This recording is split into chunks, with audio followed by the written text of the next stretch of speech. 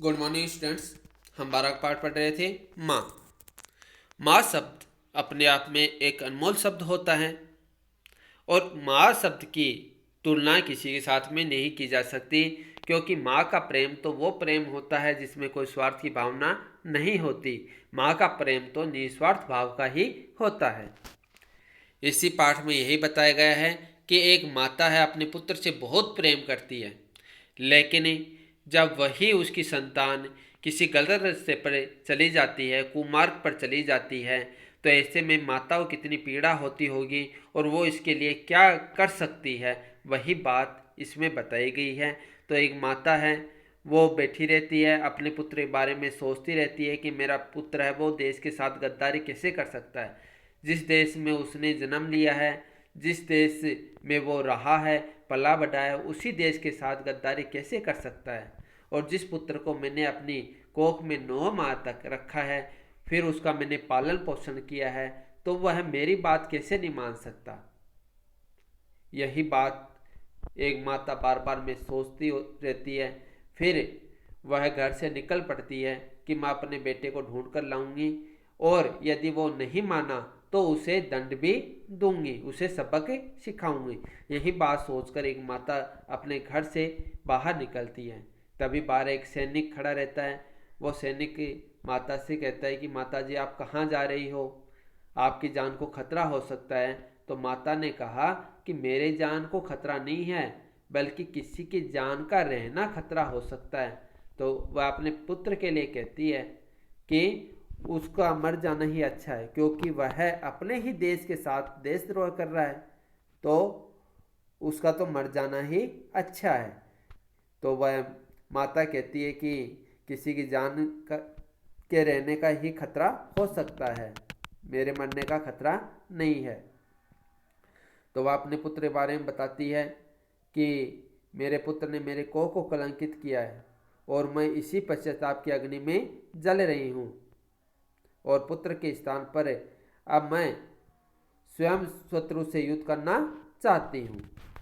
मेरा पुत्र तो युद्ध नहीं कर सकता, लेकिन अब मैं खुद युद्ध करने के लिए तैयार हूँ, मर मिटने के लिए तैयार हूँ। जब ऐसी बातें एक माता सैनिक को कहती है, और वो जो सैनिक जो देश की रखवाली कर रहा होता है, तो आप समझ सकते हो कि उस पर क्या विचार आते होंगे उसके मन में।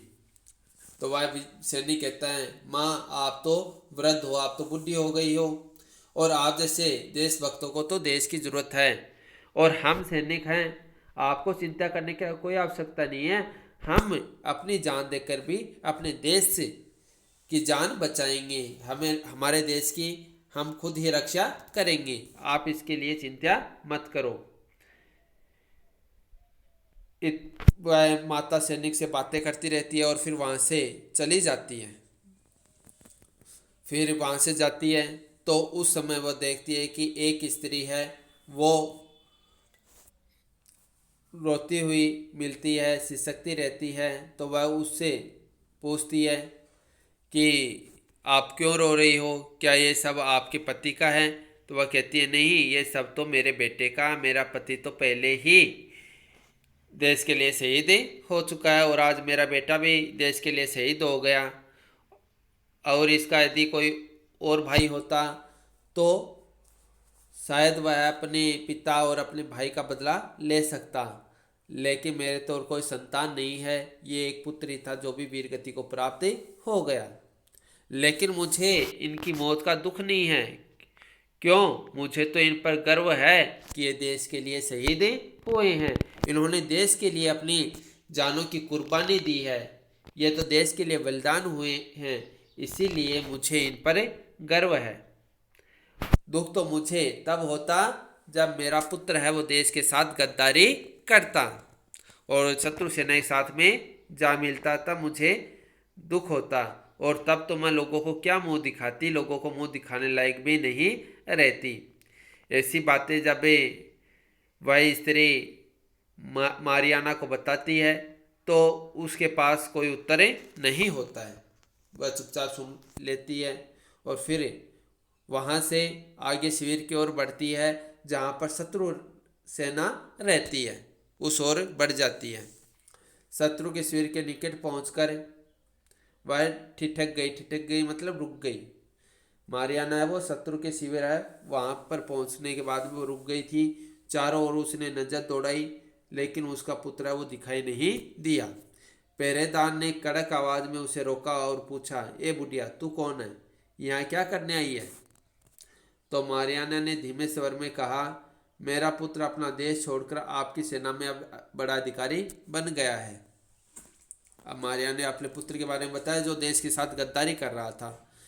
तो वह कह रहा था कि माता ने उसको बताया कि वह अपना देश छोड़कर आपकी सेना में अधिकारी बन गया है, मैं उसी से मिलने आई हूँ।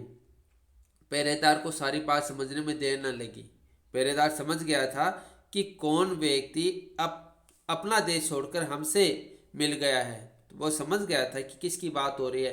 तो वह तुरंत उसे उसके पुत्र के पास ले गया।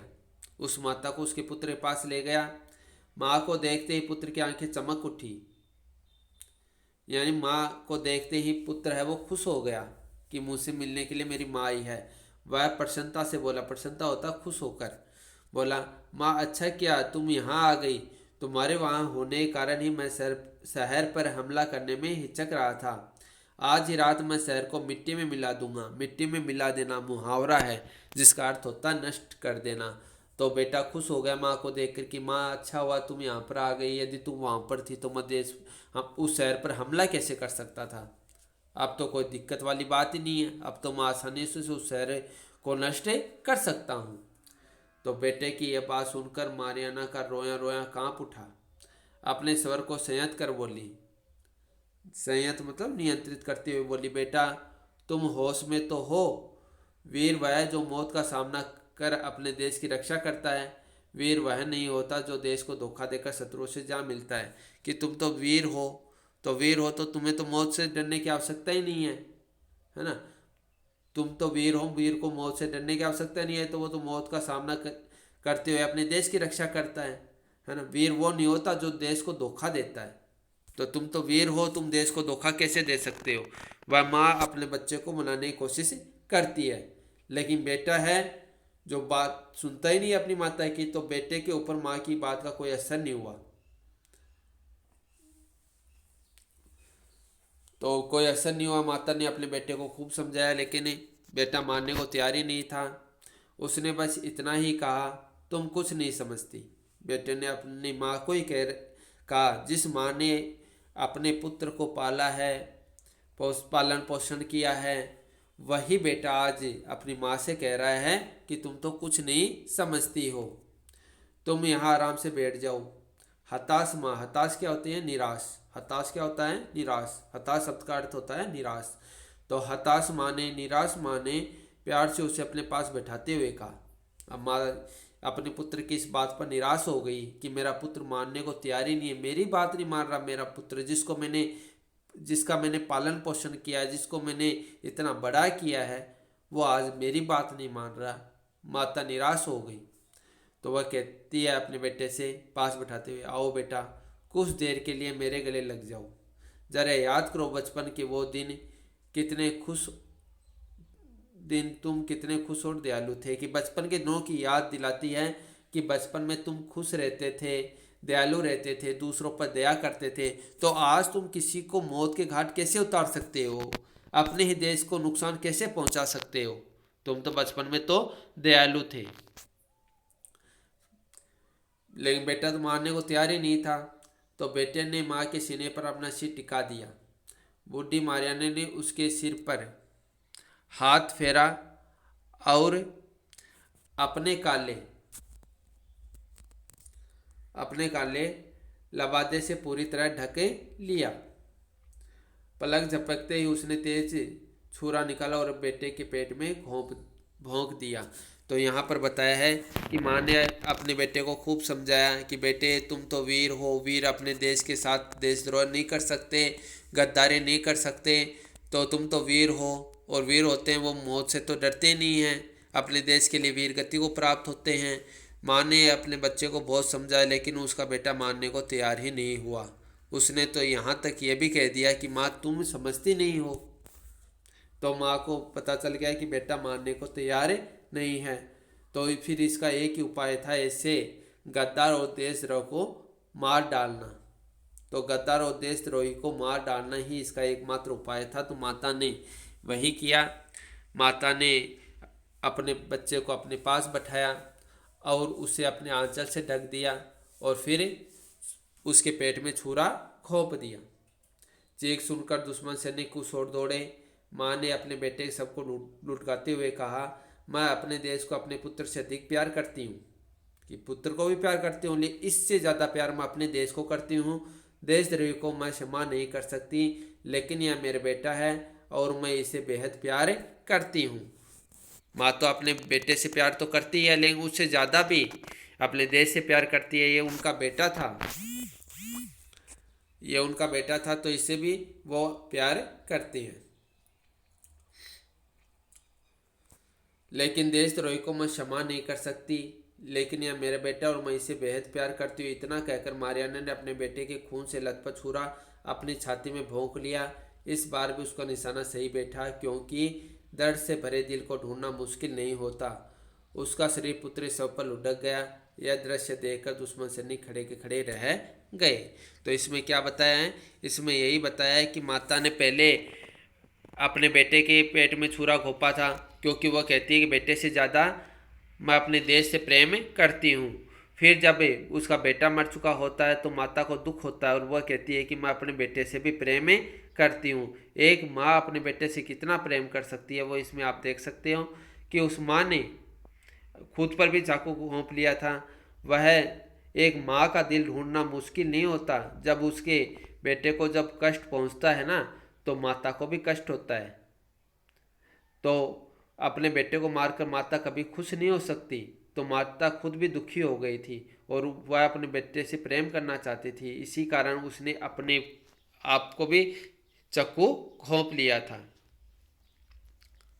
तो इस पाठ के जो लेखक हैं वो मैक्सिम गोर्की हैं। उन्होंने ये पाठ लिखा था। तो ये पाठ आपके समझ में आया होगा कि कोई भी माता है अपने देश के खिलाफ गद्दारी होते हुए नहीं देख सकती।